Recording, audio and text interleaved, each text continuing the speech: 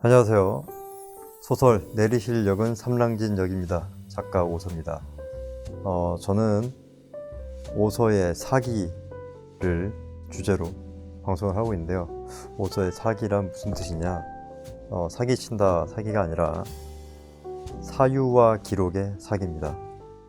저는 한마디로 사유와 기록은 인간만이 할 수 있는 유일한 것이라고 생각을 해요. 그래서 그 사유와 기록을 하지 않는 자는 인간다움을 잃어간다. 그만큼 사유하고 기록하는 것이 얼마나 중요한가, 거기에 대해서 얘기를 할 것이고요. 그리고 우리가 갖고 있는 사유와 기록들을 여러 가지 주제로 계속 이어서 얘기를 해볼 생각입니다. 그럼 사유와 기록하지 않는 자, 인간다움을 포기했다 라는 주제로 한번 얘기를 해볼 건데요. 우리를 놀라게 했던 알파고의 등장 이후 전 세계는 AI 광풍이 불어대며 너도 나도 AI를 외치기 시작합니다. 챗GPT의 등장은 사람들을 AI 블랙홀 속으로 아예 강력하게 빨아들였죠. 그래서 우리가 이 알파고를 시작으로 해서 AI 시대를 맞이했다고 해도 과언이 아닙니다. 하지만 저는 그렇게 생각해요. 그 AI 발전이 결코 기쁘게 다가오지만은 않는다. AI가 내 일자리를 빼앗을까라는 이런 걱정이 공포화되기 시작했고, AI 시대에 살아남기 위해서는 AI 개발자가 되어야 한다는 생각이 만연해졌죠. 그러면서 이게 뭐가 생겼느냐? 인문학은 돈도 안 되는 쓸데없는 학문으로 전락하게 됐습니다. AI 시대, 인문학은 진정 쓸데없는 학문인가? 많은 사람들이 인문학은 쓸데없다고 느끼는 이유는, 저는 그렇게 생각을 해요. 인문학이 공기 같기 때문이라고. 공기와 같은 인문학, 무슨 뜬구름 같은 소리냐? 미세먼지 농도가 아무리 높아져도 우리 어떻습니까? 그저 오늘 공기 안 좋네 라고 투덜거리죠.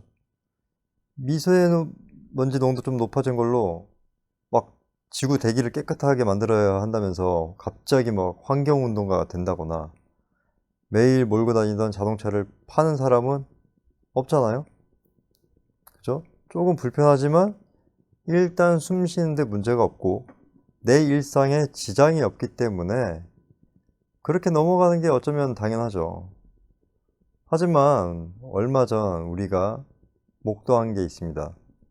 중국 내몽고 지역을 주황색으로 칠갑한 황사가 매일같이 이어졌고, 외출할 때마다 방독면을 써야 해서 그 정도의 일상의 불편함이 초래된다면 그제야 우리는 느끼죠. 깨끗한 공기가 얼마나 소중한 것인가. 그리고 나서 예전으로 돌아가려고 안간힘을 쓰게 될 겁니다. 저는 이게 인문학과 비슷하다고 생각을 해요. 인문학은 공기와 같아서 불편해져야 비로소 필요성을 느끼고, 필요성을 느낄 때는 이미 늦어버리는 것. 저는 그래서 공기에 비유를 합니다. 이 인문학을요.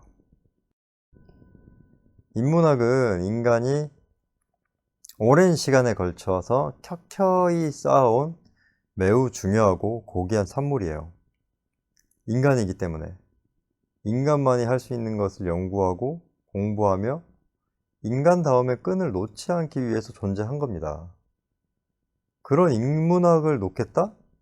그거는 인간다움을 놓겠다는 것과 다를 게 없다고 생각을 해요. 인간이 동물과 다른 것 중에 하나가 바로 사유입니다. 사유.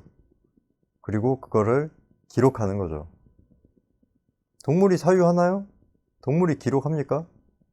하지 않는다는 거예요. 사유와 기록이 가능한 인간이기 때문에 역사가 된 과거가 있고요. 꿈 같은 미래를 그릴 수가 있습니다. 동물에게는 과거와 미래가 없어요. 동물은 철저히 현재에 삽니다. 지금 당장 배불리 먹고 잘 자고 잘 싸면 그만이에요. 그게 동물의 삶이라는 거죠. 동물에게는요, 돌아볼 역사가 없고요. 앞으로의 꿈도 없습니다. 마치 영화 아저씨의 대사, 난 오늘만 산다. 기억나시죠? 원빈 씨가 했던 거. 성대모사가 좀 약합니다. 네, 죄송해요. 모든 것을 잃어서 미래에 대한 기대도, 목표도 없어져서 산송장 같은 삶을 사는 그 인간. 그 인간이야말로 얼마나 처참한지 느끼게 해줘요.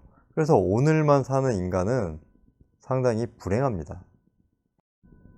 점점 많은 사람들이 생각도 하기 싫어하고 글도 쓰기 싫어하죠. 인간만이 할 수 있는 사유와 기록을 하기 싫다는 것은 인간다움을 포기하겠다는 것과 같은데, 그렇게 하다 보니까 요즘 어때요? 깊게 생각하지 않고 막말을 뱉죠. 그러니까 상대방께 상처를 줍니다. 그리고 남에게 피해를 주는 이상행동도 점점 늘어나요. 예전에는 없던 잔인하고 무작위적인 묻지마 범죄라고 하죠. 그런 것들이 막 늘어나기 시작하고요. 블랙박스 예능 프로그램만 봐도 진짜 미친 사람 많죠. 이상행동을 합니다. 막 차에서 갑자기 도끼를 꺼내질 않나. 도처에 널려 있다는 거예요. 언제 어디서 누가 갑자기 나한테 흉기를 들고 달려들지 모르는 지금이, 이게 동물의 왕국이랑 아프리카 초원이랑 다를 게 뭐가 있습니까? 인간이 인간다움을 포기한 대가는 이렇게 크다는 거예요. 그러니까 우리가 지금 인문학을 등한시하거나 버려서는 안 된다. 점점 인간다움을 잃어가고 있는 게 그냥 단순히 우리가 인간다움을 잃고 있구나, 비인간적이구나 라고 할 게 아니라 비인간적인 행동이 동물적인 행동으로 이어진다는 겁니다. 아주 오랜 시간 쌓아온 인문학이 무너지고 있습니다. 쌓는 것은 여러 사람의 노력과 긴 시간이 필요하지만 무너지는 건 한순간이에요. 모든 게 그렇잖아요? 신뢰도 쌓을 때 오랜 시간이 걸리지만 한 번의 실수로 무너지는 것처럼 인문학도 마찬가지입니다. 정말 지금 우려되는 게 뭐냐면, 인문학을 다시 살려야겠다 느끼기 시작할 때, 이제 공기가 좀 안 좋네, 공기를 다시 살려야지, 공기를 다시 깨끗이 해야지 할 때는 이미 늦다는 거예요. 환경도 마찬가지 아니에요? 이 골든타임이라는 게 있죠.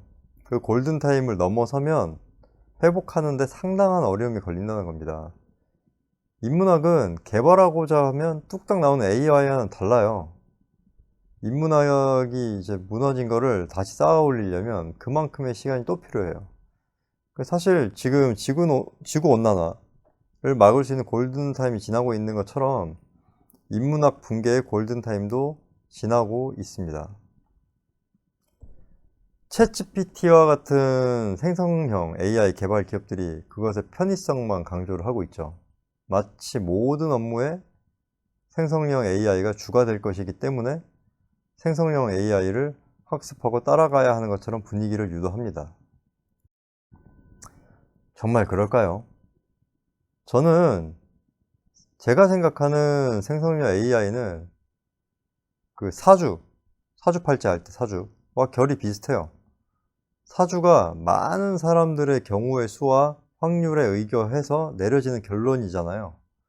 생성형 AI도 역시 많은 데이터를 수집해서 정리해서 결론을 도출하죠. 사주가 아무리 잘 맞다고 해도 우리 삶의 주가 될 수는 없습니다. 언제까지나 참고사항인 것처럼 생성형 AI 역시 보조적 수단에 불과하다는 거예요. 그러니까 이런 보조적 수단을 마치 주요 수단처럼 사용하고 의지한다면 결국 사유와 기록을 포기하게 되고 나아가 인간다움을 잃게 됩니다. 생각 좀 해보세요. 생성형 AI에 인간의 창의력이 입력되지 않고 모두가 AI가 생성해주는 내용만 반복해서 쓴다면 AI 역시 그 반복된 데이터만 수집하게 되겠죠? 그러면 생성형 AI가 내놓는 답의 퀄리티가 점점 어떻게 되겠습니까? 시간이 지날수록, 사용자가 많아질수록, 생성형 AI에 대한 의존도가 높아질수록 답변의 퀄리티는 낮아질 수 없다고 봐요. 낮아질 수밖에 없다. 그래서 창의형 AI가 아니라 언제까지나 생성형 AI인 거죠. 이런 보조적 수단을 마치 주요 수단인 것처럼 사용하게 돼서 사유와 기록을 스스로 포기하는 바보 같은 선택은 하지 않길 바랍니다. 그렇다고 제가 AI의 혜택을 아예 안 받고 사느냐? 그건 아닙니다. 저도 필요할 때는 AI를 찾아보고요. 이미지도 AI를 통해서 만들 때가 있어요. 저 역시 활용하죠. 제 요지는 그겁니다. AI 분야가 잘못됐다가 아니라 AI 때려쳐! 인문학해! 이게 아니라 AI 분야에만 너무 집중하다 보면 인문학을 놓친다는 거예요. 그 놓치는 실수는 하지 말자는 거죠. 인문학은 인간다움을 발휘하는 학문입니다. 인간다움을 유지할 수 있게 도와주고요. 인간만이 공감할 수 있는 길이에요. 인터넷이 생겼고 AI와 이제 로봇까지 나오는 눈부신 기술의 발전만큼 과연 우리의 행복은 발전했는가? 이 기술들이 발전하는데 우리의 행복은 발전하지 않는 이유를 상기해 보시기 바랍니다. 이상 오서의 사기였습니다.